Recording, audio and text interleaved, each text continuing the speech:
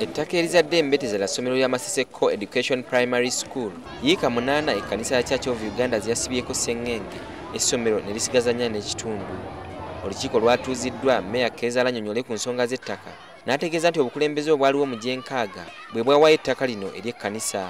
Baalingamu okusaba kwa Church of Uganda, kanso yaikiriza yawa Church of Uganda properties mukaaga. Oluvannyuma abatuuze beeridde omuguju nga bagamba nti si bamativu era ne bakuula ebikondo ku ttaka erikaayanirwa.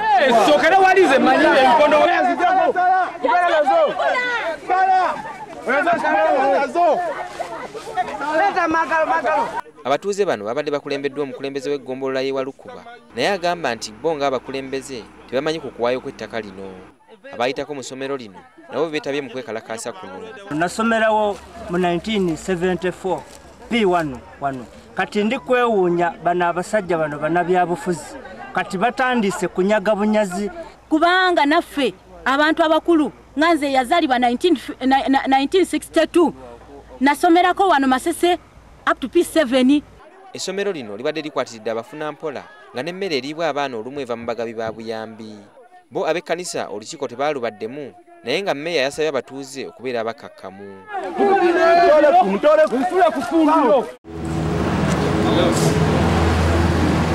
Ate ye ekiboga omusajja agambibwa okuba omusumba Vincent Sengiyuva poliisi emukutte oluvannyuma lw'okupangisa pikipiki n'afuuka mugenzi tazze.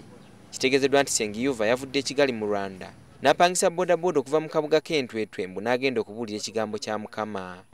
Omusumba Sengiyuva okukwatibwa yasangiddwa kasensero mu Lwaki ng'agezaako kugitunda akakadde k'ensimbi za Uganda. Sengiyuva yaziddwayo ekiboga era nga poliisi eteekateeka kumutwala mu mbuga z'amateeka awere ennembe n'ogw'obubbi.